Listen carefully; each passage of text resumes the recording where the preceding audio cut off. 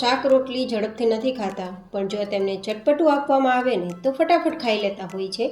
તો ડિમ્પલ્સ ડિશીસમાં જે lunch box series ચાલી રહી છે તેમાં ડે 6 એ રેસીપી એ રીતે લઈને આવ્યા છીએ કે એકદમ ચટપટી બનશે, પણ ચટપટી હોવા છતાં એટલી જ હેલ્ધી રહેશે.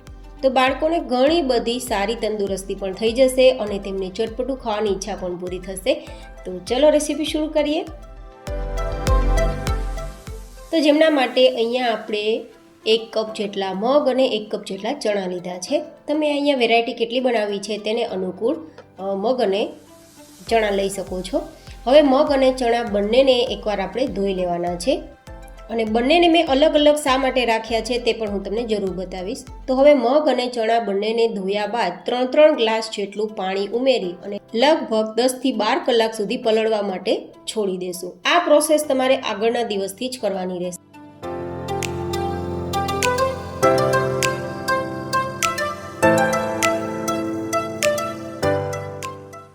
તો હવે આપણે 12 કલાક પછી જોઈએ તો આપણી આ બંને ચણા અને મગ એકદમ સરસ ફૂલી ગયા છે.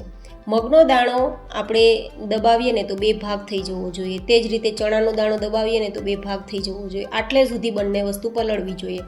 તો હવે બંનેમાંથી આપણે પાણી કાઢી લેશું. એકદમ આ રીતે નીતરી ગયા છે. ચણાને પણ આપણે ચેક કરશું તો 2 ભાગ થઈ જાય તો તેમાંથી પણ આપણે પાણી કાઢી લેવાનું. ગાઈઝ, આપણે સોમથી શુક્ર જે લંચ બોક્સ રેસીપી શેર કરી તેમાં વધારે પડતા શાકભાજીનો ઉપયોગ કર્યો છે. તો બાળકોને ઘણા બધા શાકભાજીના કારણે ગુણધર્મો મળી ગયા હશે, પણ શરીરની અંદર પોષક તત્વો કે જે કઠોળમાંથી મળે છે તે પણ ખૂબ જરૂરી છે. તો તેમના માટે આપણે તેમને કઠોળ ખવડાવવા આ પ્રોસેસ આપણે કરી અને શનિવારના લંચ બોક્સમાં આપી શકીએ છીએ. હવે આ બંનેને આપણે ફણગાવવાના છીએ. જો તમને ફણગાવવાનો સમય ના હોય તો તમારે શું કરવાનું, આ જે પલાળેલા છે ને તેને તમારે 1 વિસલ કુકરમાં લગાવવાની, જેથી થોડા અધકચરા બફાઈ જાય, પછી આગળની પ્રોસેસ કરવાની. પણ હું અહીંયા ફણગાવવાની પ્રોસેસ કરું છું કારણ કે ફણગાવેલી વસ્તુ છે તે વિટામિન B12 પૂરું પાડે છે અને ઘણી બધી શરીરની અંદર શક્તિઓ પૂરી પાડે છે. તો બાળકોને ફણગાવેલા કઠોળ જરૂર ખવડાવવા જેવા છે. જો સમય હોય તો તમે આ પ્રોસેસ ગુરુવારથી જ શરૂ કરી દેજો. તો ગુરુવારે પલાળી દેવાના, શુક્રવારે તમારે આ રીતે ફણગાવવા છોડી દેવાના, તો શનિવારે આ રેસીપી તમે કરી શકો. પણ સમય ના હોય તો તમે બાફીને પણ વેરાયટી તૈયાર કરી શકો.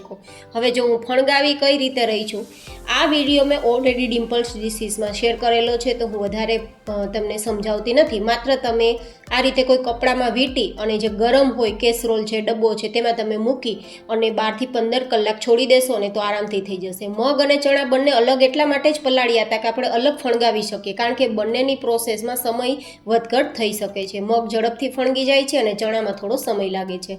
તો અત્યારે હું 15 કલાક પછી ચેક કરું ને તો મગ એકદમ સરસ આપણા ફણગી ગયા છે.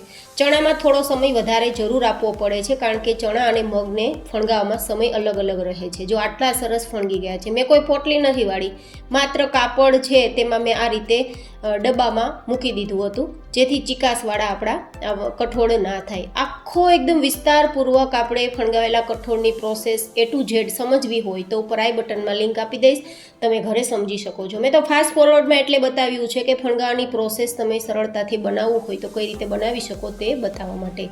તો ફણગાવેલા ચણા પણ આપણે જોઈ લઈએ. ચણામાં મેં 2 દિવસ જેવો સમય આપ્યો છે અને મગમાં 1 દિવસ જેવો સમય. તો આટલા સરસ ફણગી ગયા છે. જો કોટા એકદમ બહાર નીકળી ગયા છે.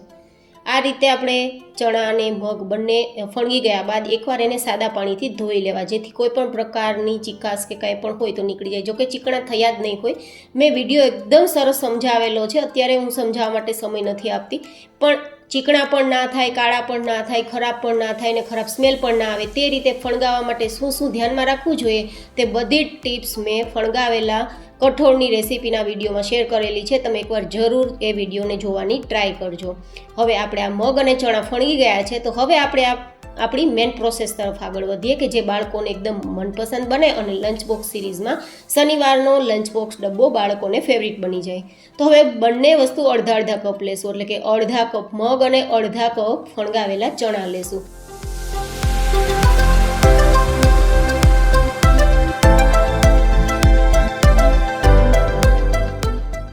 તો અહીંયા ફણગાવેલા કઠોળની અંદર આપણે 1 નંગ જેટલા ટમેટાના ટુકડા, 1 નંગ જેટલા ડુંગળીના ટુકડા, થોડા લીલા સમારેલા ધાણા ઉમેરી દઈશું.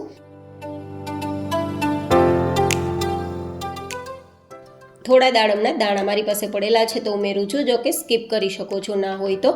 અને હવે થોડો ચટપટો ટેસ્ટ આપવા માટે હું અહીંયા ફુદીનાની ચટણી, જેને લીલી ચટણી કહેવાય, તે ઉમેરી રહી છું. જો આ ફુદીનાની ચટણી તમારી પાસે ના હોય તો કંઈ વાંધો નહીં, તમારે માત્ર અહીંયા અધગજરું વાટેલું આદું અને મરચું થોડું ઓછું તીખું હોય તેવું લઈ શકો છો.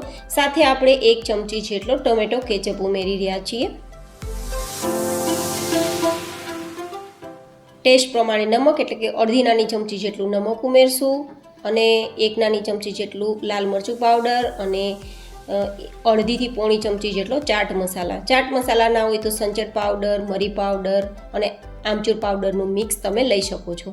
અને હવે આ બધી જ વસ્તુ સરસ મિક્સ કરી દઈશું. ગાઈઝ, આ વેરાયટી જનરલી બાળકો કઠોળ ખાવાનું પસંદ નથી કરતા, પણ આ વેરાયટી જરૂરથી ખાશે, કારણ કે એટલો ચટપટો ટેસ્ટ મળે છે કે બાળક ફટાફટ ખાઈ લેશે, જેથી તમે તેમને કઠોળ ખવડાવીને તેમના પોષક તત્વો પણ તેમને આપી શકો છો. એન્ડ હા ગાઈઝ, મારી એક રિક્વેસ્ટ છે તમને લોકોને કે હું જે રેસીપી શેર કરું છું તે તમારા બાળકને અનુકૂળ છે કે નહીં. ઘણીવાર બાળકો કંઈક ને કંઈક બીમારીઓથી પીડાતા હોય છે, તો એ તમારા બાળકને આપવું યોગ્ય છે કે નહીં એ ચેક કર્યા બાદ જ તમારે આપવું, તો કોઈ પણ પ્રકારનો તેમને પ્રોબ્લેમ ના થાય. તો તૈયાર છે લંચ બોક્સ સિરીઝ ડે 6 શનિવારના લંચ બોક્સની રેસીપી. કેવી લાગી મને કોમેન્ટમાં જરૂર બતાવજો. એન્ડ હા, સોમવારથી લઈને શનિવારના લંચ બોક્સ સિરીઝમાં કયા દિવસનો લંચ બોક્સ તમને વધારે પસંદ આવ્યો તે પણ મને કોમેન્ટમાં જરૂર બતાવજો. ફરી મળીશું નવી જ હેલ્ધી એન્ડ ઇન્ટરેસ્ટિંગ રેસીપી સાથે. ત્યાં સુધી stay healthy, stay happy, take care.